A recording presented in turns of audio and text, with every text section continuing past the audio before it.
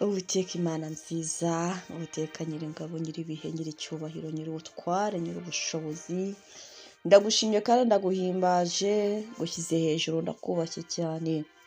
Uri Imana yanjye, uri Imana ya Isaka, uri Imana ya Yakobo, uri Imana ya Dawidi, uri Imana ya Aburahamu, uri Imana y'Abisiraheli. Ni wowe ndi gushima, ni wowe Imana yanjye. Uwiteka Imana yabakuye muri Egiputa, ni wowe Imana ndi gushima. Uwiteka Imana ihinduranya ibihe, ni wowe Imana ndi gushima. Uwiteka Imana inyuranya iminsi, ni wowe Imana ndi gushima. Uwiteka Imana ivuga bikaba, yategeka bigakomera, ni wowe ndi guha icyubahiro. Ndagushimiye kubw'uyu munsi mwiza umpaye, ndagushima kubw'uyu mwanya mwiza umpaye w'ubusabane bwanjye nawe. Ndagushimiye koko wandinze ukabana nanjye, ukagendana nanjye. Ndagushimiye ko wandinze kumwara, gukorwa n'isoni, ndetse ukaninda n'urupfu. Warakoze, nkuramburiye amaboko nushimwe. Nifatanyije n'abera bose kugushima, nifatanyije n'ibizima bine kukubaha, nifatanyije n'abakuru 24 kuvuga ngo uruwera, uruwera, uruwera, uruwera, uzahora wera. Uyu munsi wa none ndi imbere yawe muri presence yawe heza, aho tubonera kwizera, aho tubonera gukomera, aho nk'uko gushidikanya ubu dukuraho. Data, unkureho icyaha cyose cyo gushidikanya, nkuraho umudayimoni utuma ashidikanya ubumana bwawe, nkuraho imbaraga za Satani ndetse n'imbaraga z'abarozi zituma ashidikanya ubudahangarwa bwawe. Niba hari ikintu Satani ajya atuboheramo, adufatiramo, ni ukuduteza umwuka wo gushidikanya no kutabona uburyo uri munini, no kutabona uburyo uri mugari. Umunsi umwe Elisa yari ari kumwe n'umugaragu we, hanyuma ingabo zirabatera nyinshi cyane. Zimaze kubatera, umugaragu we arapapa cyane, agira ubwoba, aravuga ngo turashize, turapfuye databuja. Ariko Elisa aramubwira ngo iyaba Imana yaguhaga amaso y'umwuka ukabasha kureba gati ingabo zitugose, ntago wakongera kurira ngo turashize. Ako kanya amaso y'umugaragu arabohoka, arareba, arahweza, abona ingabo zo mu ijuru zibagose. Agira kwizera, ntiyongera gupapa, ntiyongera gutinya, ntiyongera gutera ibimuteye, ntiyongera gutinya ibintu kumubwira ko bigiye kumwica, ahubwo arizera kuko yari amaze kubona ko arinzwe n'ingabo nyinshi zo mu ijuru. Uyu munsi wa none ari imbere yawe kugira ngo ufungure amaso yanjye y'umwuka, abashe kubona ibyo ungambiriyeho, abashe kubona uburyo undinze, abashe kubona uburyo umvugira, abashe kubona uburyo unkunda, abashe kubona ko utazandeka, abashe kubona ingabo zo mu ijuru zindinze. Ni nayo mpamvu nkwinginze uyu munsi umpe kwizera guturutse mu kuba njye nawe twarebanye, narebye mu mwuka, nkareba ibyo ugambiriye kunkorera, nkareba ibyo wankoreye kera, nkareba aho wankuye, nkareba aho wamvanye, maze ibyo ngibyo namara kubibona, kwizera kwanjye kugakura, kwizera kwanjye kugakura, umwuka wo gushidikanya ukamvaho. Aburahamu niwe wagize kwizera gukomeye, niwe sekuruza w'abizera. Yarizeye ajya gutamba umwana we Isaka, ntabwo yari azi ahandi ari bukure igitambo, ahubwo yari yizeye ko Imana yamuhaye Isaka iri bukore n'ibindi. Icyama nanjye nkizera, dayimoni yo gushidikanya mvaho mu izina rya Yesu. Dayimoni impumya amaso, sinibuka iby'Imana yankoreye, nahura n'ikibazo sinekereze ko nigeze guhura n'ikibazo Imana ikakinkiza. Dayimoni unyibagiza igihe cyose, ukanteza gupapa n'ubwoba, mvamo mu izina rya Yesu, mvamo mu izina rya Yesu. amaraso y'umwami wanjye Yesu nakunkuremo, ndayagotomiye rwose, umvire mu mutima, ndayiyuhagije rwose, dayimoni umvira mu mubiri, mu izina rya Yesu Kristo.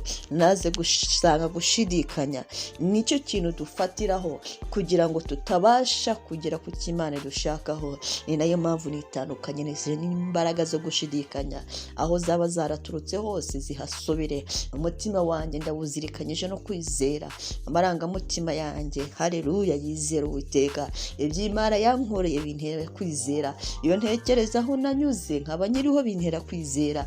Iyo ndebye ibintu byose byandwanyije, abarozi bagiye bandoga, abantu bagiye bamvuma, ariko nkaba ndiho, nivumuka bitaramfashe, ibyo bavuze bikaba bitarangezeho, imitego nkaba ntarayiguyemo, bintera kwizera Imana, bintera kwizera Kristo. Gushidikanya kurashira. Niyo mpamvu dayimoni untera gushidikanya ngo ntibizakunda, ndagutwitse mu izina rya Yesu Kristo.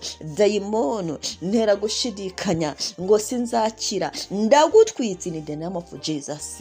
Ndagutwitse uyu munsi, umuriro w'Uwiteka ugufate, ndaguhuza n'amashanyarazi yo mu ijuru. Dayimoni urushidikanya uhura n'amashanyarazi y'Uwiteka agukubite mu izina rya Yesu Kristo. Mvira mu bitekerezo, mvira mu mutima, Imana izabikora. Mvira mu bitekerezo, mvira mu mutima, Satani, Imana irashoboye. Mvira mu bitekerezo, mvira mu mutima, dayimoni wo gushidikanya, rombi yo gushidikanya, sohokamo. Imana irihagije, ntisaba ubufasha, ntisaba nyunganizi. Imana yanjye irakomeye, Imana yanjye irahari, hari icyo yavuze izakora. Yagendanye nanjye uyu munsi, sibwo yandeka, yakoranye nanjye ejo, sibwo yareka gukorana nanjye. Yandinze uyu munsi, ntiyankuraho amaboko.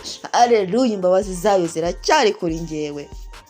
Haleluya, Yesu nashimwe. Umunsi umwe hari umugabo witwa Fibo, yagize gushidikanya gukomeye cyane, yagize gushidikanya, agira gushidikanya. Ubwo Yesu yamubazaga ngo aba bantu turabagaburira iki, aba bantu turabaha iki? Filipo ngo yaramushubije ati imitsima yagurwa idenariyo 200 ntiyabakwira nubwo umuntu yajyaho gatoya. Filipo yararebaga akabona abantu ni benshi cyane, akavuga ati nubwo waba ufite amafaranga angana gute, nubwo waba ufite ibya mirenge bingana gute, ntago bahaga. Filipo yarebeshaga amaso gusa, Filipo yarebaga ibyo abantu nyine bamwereka, Filipo yumvaga iby'isi mubwira, Filipo yagenderaga kuri realite y'ubuzima yari arimo. Filipo yarazi nyine ko umuntu atungwa na saleri ye, Filipo yarazi ko umuntu atungwa n'ibyo yahinze, n'ibyo yacuruze, n'ibyo yungutse gusa. Filipo ntago yarazi ibitangaza by'Imana. Filipo yarazi yuko nyine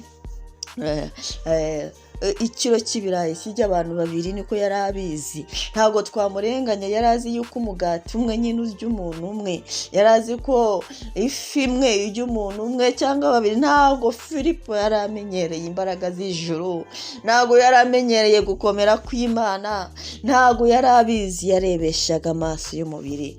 Hari ibyo isi yari yaramwigishije n'ibyo yari yarafashe, hari ibyo yari yarabonye ubwe n'ibyo yari yarafashe, ariko yarakeneye andi maso nk'ayaburahamu. Yarakeneye andi maso yo kureba kure, yarakeneye andi maso yo kubona imbaraga ziri muri Kristo, yarakeneye andi maso yo kureba ko imyaka afite ntabwo yatunzwe n'amaboko ye, yatunzwe n'imbaraga z'Imana.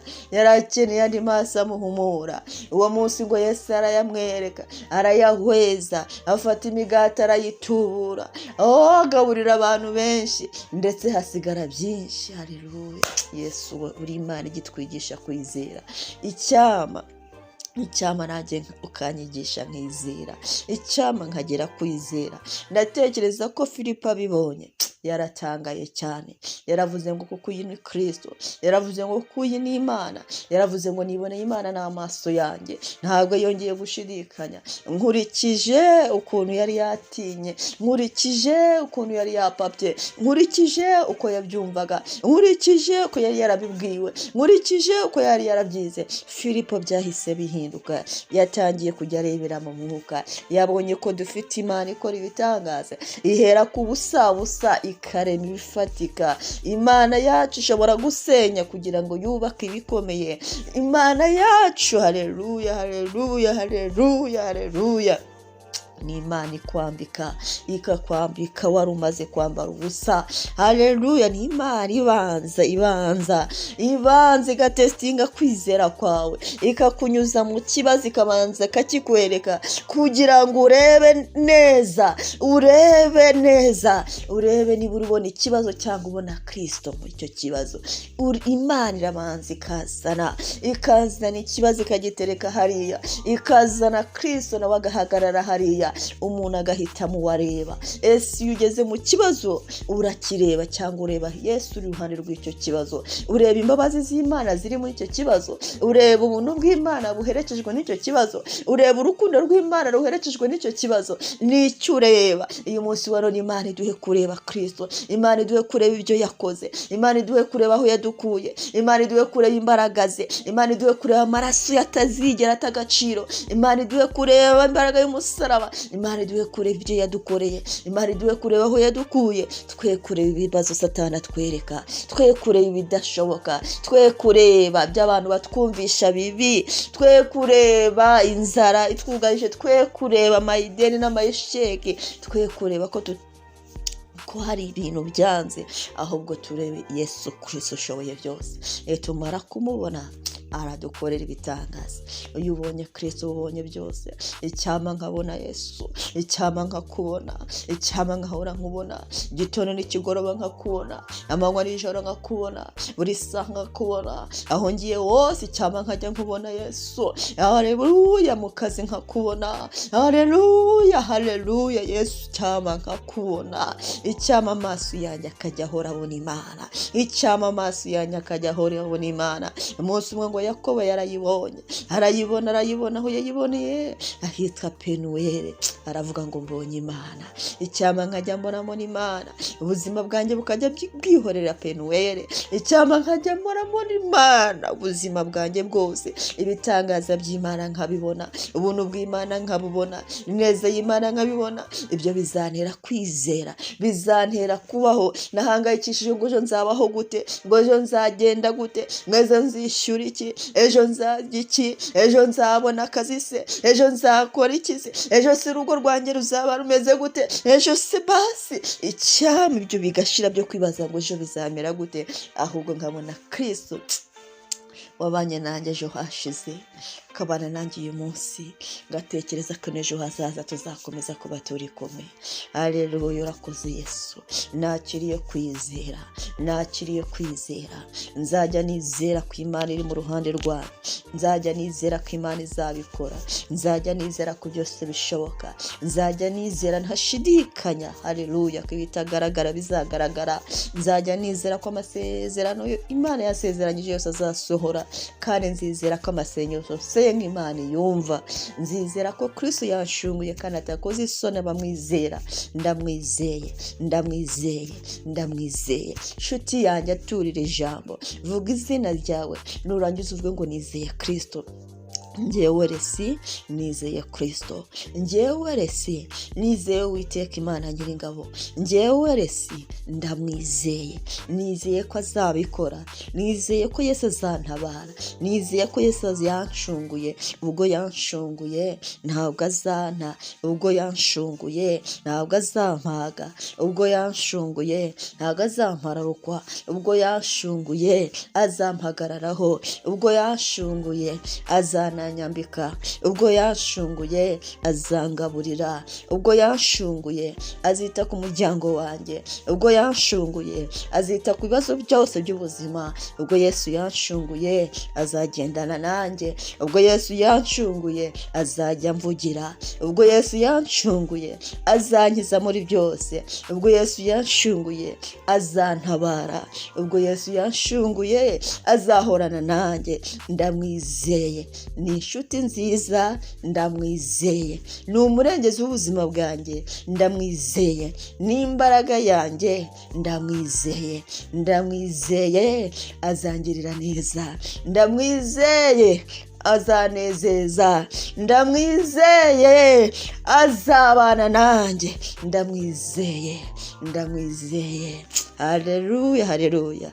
Nakiriye kwizera kwa Aburahamu, nakiriye kwizera kwimura imisozi, nakiriye kwizera kunetraliza imbaraga z'ikuzimu, nakiriye kwizera kuvuguruza abarozi, nakiriye kwizera kurema, nakiriye kwizera kurema ikitariho kikabaho, nakiriye kwizera ko ndi umwana w'Imana, nakiriye kwizera ko ndi umukristo ukijijwe, nakiriye kwizera ko mfite ikimenyetso cy'abanyamugisha kuri njye, nakiriye kwizera ko mfite ikimenyetso cy'abanyamahirwe kuri njyewe, nakiriye kwizera ko nta muntu wamvuma, ndabyizeye rwose. Gushidikanya birashize, ubwoba burashize, gupapa birashize, mbeshejweho na Kristo, mbeshejweho n'imbabazi ze, ndeshejweho n'ubuntu bwe. Kristo ni imbaraga yanjye.